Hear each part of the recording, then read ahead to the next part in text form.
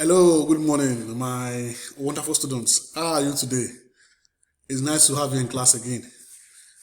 Welcome to this class, and today we'll be considering the third part of punctuation marks.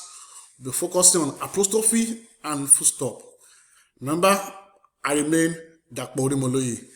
I'll be taking you through the class. So let's examine our learning objectives for this class. After the end of this class, you'll be able to state the symbols for apostrophe and full stop. Also, you should be able to use them well in sentences. Use apostrophe well and full stop in sentences. And lastly, you should be able to state their uses. State their uses and use them well in sentences. Last class, I told you to attempt this. What kind of questions, what kind of statements can we use question marks for? We can use them for statements that ask questions, and we can use them for interrogative sentences. I'm sure you are putting your correction down. I said we can use them for statements that ask questions, e.g., I think I like rice. That is what we call a rhetorical question. They can use them for questions, for statements that ask questions like interrogative statements. Then use them appropriately in two sentences. Use question mark appropriately in two sentences. It's a matter of saying this: what is your name? What is your name? Question mark. Are you coming? Question mark. Then I said, what must be used with a comma to join two independent clauses? We use a coordinating conjunction. We use a coordinating conjunction. We use a coordinating conjunction. And lastly, use the comma appropriately in two sentences. Let's try and use a comma appropriately in two sentences as part of our assignment. Let's use a comma appropriately in two sentences. Number one, I love rice, beans, dodo. Or I call it, let's not call it the local way. Because act local. We call it fried plantain and a bottle of Coke. If you don't love this, if you don't like this, then something's wrong with you. You can see my comma being used here and here. And I can say, buy the following. Buy the following bottles, comma, pen, comma, ruler, and eraser. You can see comma being used here and here. So these are good and appropriate use of commas in sentences. Then let's go to why we are in class today. Today we're going to consider the apostrophe, and it's a symbol that looks like a comma but is always on the top. Looks like a comma but is always on the top. It's used to show possession and indicate omission of words. You see it here.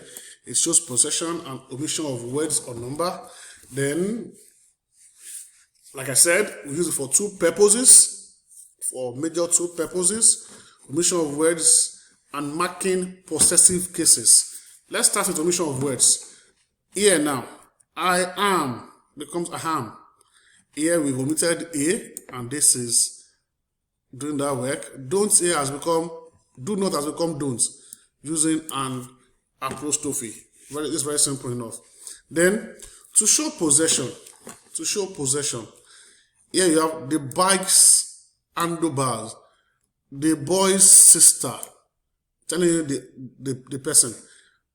My boss work, my class work. Let's see the difference between the two.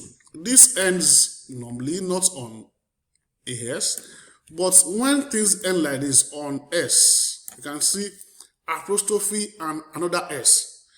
Apostrophe and another S. My boss's job, my boss's job, my class average grade. You can see the difference. Then let's see the following ones. If the noun is plural and end on a S, it varies. Add only apostrophe. You can add this like this, leave it this way, or do it this way. And you can do it like the other way I have here. Like, let's get one thing right. This is this because this is singular. Hello? Boss is singular, boss is singular.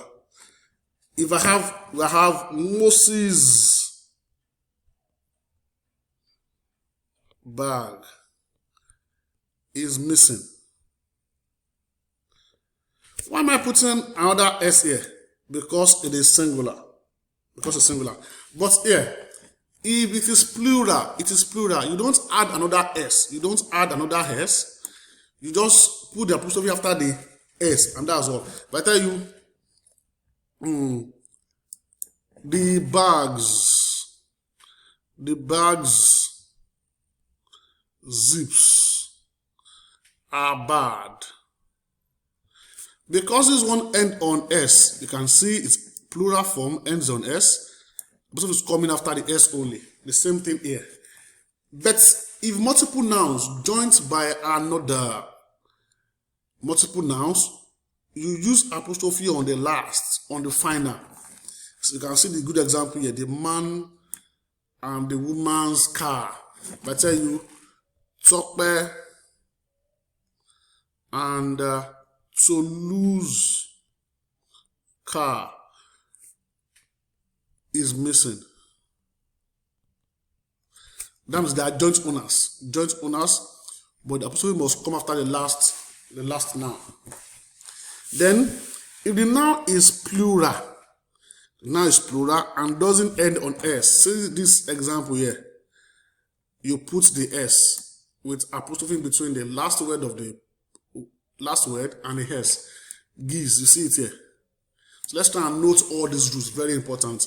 Since some words or phrases are awkward to pronounce when the apostrophe is added, e.g., I don't pronounce Jesus. What is good for good is good for geese. The precise formation of the geese is in the sky.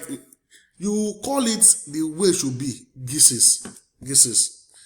Then, forming the possessive of a singular noun. When you add S to them, let's look at this. You want to try and form their possessive version. Textbooks of student becomes the student's textbook. This is singular. Then the bus color, singular. The pen belongs to the tutor's pen, singular. However, when we have cases like this, if adding S makes three closely bunched S words, in a case like this, most people will tell you to do this. Add S at the end, add apostrophe at the end. You can also do something like this. This is accepted in some places, but the best thing to be very, very safe is to use it this way. Then, forming the possessive of plural nouns now. You see the way it will end. Here it's coming after the last letter. The apostrophe is coming between the last letter and the S. But here, apostrophe will come after the S because we are discussing a plural noun. Then I once told you that if the plural does not end on S, like this, children, you put an S with the, before the, put an S after the apostrophe, e.g. Oxen's habitation. The same thing that applies to children. So let's try and note this also. Writers here is taking apostrophe after S because the plural ends on S. Here ends on S, but not on S here. That is why we have apostrophe before the S. Then for some issues with apostrophe, to get them right, if they are put in the wrong place, there will be issue. Let's see these two examples. Here is a singular noun. Singular. But here means a plural. So we said the teacher's office, that means that teacher, a singular teacher. But we say the teacher's office, that means many teachers' office. And they can have different meaning. So placing them in the wrong place can change the meaning of the word. So let's be very careful and mindful of how we apply our apostrophe. Then let's go to the full stop now. This is placed at the end of statements to indicate the end of statements. It can be a statement, it can be a request, it can be a command, it can be any of the three. Then let's say the first use. They are used for many abbreviations. They are used at the end of words to state period. They are used at the end of phrases or subordinate conjunctions, subordinate clauses. At the end to show abbreviation. All these names, this is fully written as Mr., Mrs. The same thing applies here. Doctor, Reverend, Wednesday.